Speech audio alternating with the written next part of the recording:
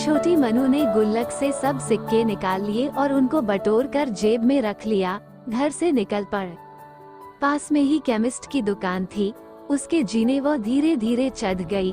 वो काउंटर के सामने जाकर खड़ी हो गई और बोलने लगी, पर छोटी सी मनु पर किसी का भी ध्यान नहीं गया और न ही उसकी आवाज किसी को भी सुनाई दे रही थी।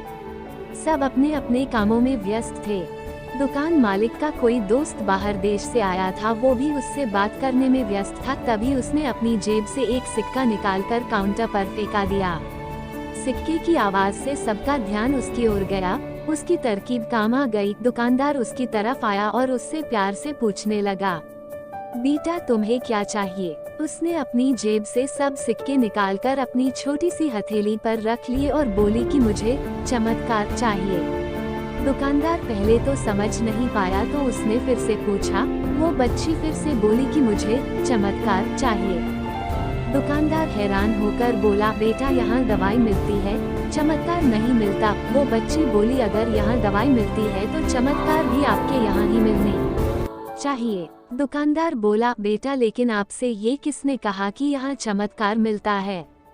अब उस बच्ची ने विस्तार से बताना शुरू किया। अपनी तोतली जबान से वो बच्ची बोली कि मेरे भैया के सर में ट्यूमर हो गया है। पापा ने मम्मी को बताया है कि डॉक्टर 4 लाख रुपए बता रहे थे। अगर समय पर इलाज न हुआ तो कोई चमत्कार ही इसे बचा सकता है और कोई संभावना नहीं है। वो रोते हुए माँ से कह रहे थे कि अपने पास कुछ बेचने को भी नहीं है, न कोई जमीन जायदाद है, न ही गहने। सब इलाज में पहले ही खर्च हो गए हैं। दवा के पैसे बड़ी मुश्किल से जुटा पा रहा हूँ।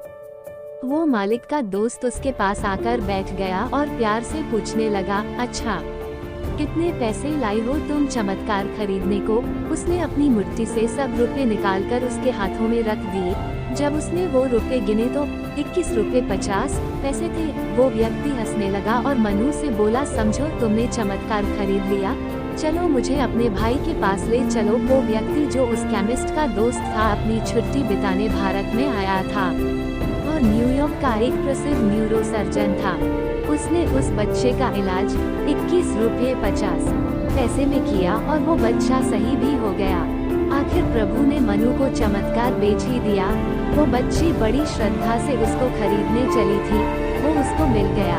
प्रभु सबके पालनहार है, उनकी मदद ऐसे ही चमत्कार के रूप में मिलती रहती है। बस आवश्यकता है तो सिर्फ सच्ची श्रद्धा की, क्योंकि परात्मा संसार के कण कण में है।